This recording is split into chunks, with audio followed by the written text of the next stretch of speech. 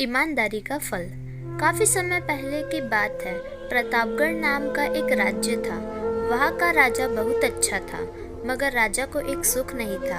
वह यह कि उसके कोई भी संतान नहीं थी और वह चाहता था कि अब वह राज्य के अंदर किसी योग्य बच्चे को गोद ले ताकि वह उसका उत्तराधिकारी बन सके और आगे की भागदौड़ को सुचारू रूप से चला सके।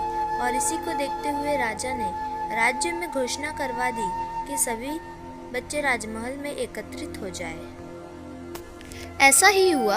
राजा ने सभी बच्चों को पौधे लगाने के लिए भिन्न भिन्न प्रकार के बीज दिए और कहा कि अब हम 6 महीने बाद मिलेंगे और देखेंगे कि किसका पौधा सबसे अच्छा होगा। महीना बीत जाने के बाद भी एक बच्चा ऐसा था जिसके गमले में वह बीज अभी तक नहीं फूटा था, लेकिन वह रोज उसकी देखभाल करता था और रोज पौधे को पानी देता था। देखते ही देखते 3 महीने बीत गए। बच्चा परेशान हो गया। तभी उसकी माँ ने कहा कि बेटा धैर्य रखो, कुछ बीजों को फलने में ज़्यादा वक्त लगता है। और वह पौधे को सींचता रहा। 6 महीने हो गए। राजा के पास जाने का समय आ चुका था, लेकिन वह डरा हुआ था कि सबके बच्चों के गमलों में तो पौधे होंगे और उसका गमला खाली होगा। लेकिन वह बच्चा ईमानदार था और सारे बच्चे राजमहल में आ चुके थे। कुछ बच्चे जोश से भरे हुए थे क्योंकि उनके अंदर राज्य का उत्तराधिकारी बनने की प्रबल लालसा थी। अब राजा ने आदेश दिया। सभी बच्चे अपने अपने गमले दिखाने लगे, मगर एक बच्चा सहमा हुआ था क्योंकि उसका गमला खाली था।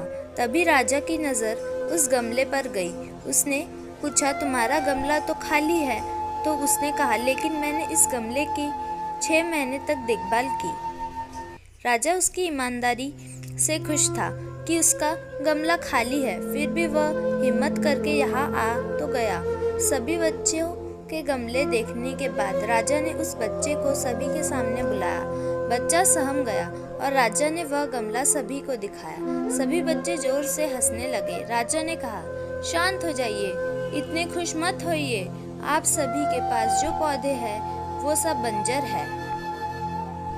आप चाहे कितनी भी मेहनत कर ले, उनसे कुछ नहीं निकलेगा। लेकिन असली बीज यही था। राजा उसकी ईमानदारी से बेहद खुश हुआ और उस बच्चे को राज्य का उत्तराधिकारी बना दिया। तो दोस्तों, इस कहानी की सीख, मॉरल ऑफ द स्टोरी यह है, अपने अंदर ईमानदारी का होना बहुत जरूरी है। अगर हम खुद के साथ ईमानदार हैं तो जीवन के किसी न किसी पड़ाव में सफल हो ही जाएंगे, क्योंकि हमारी औकात हमें ही पता होती है।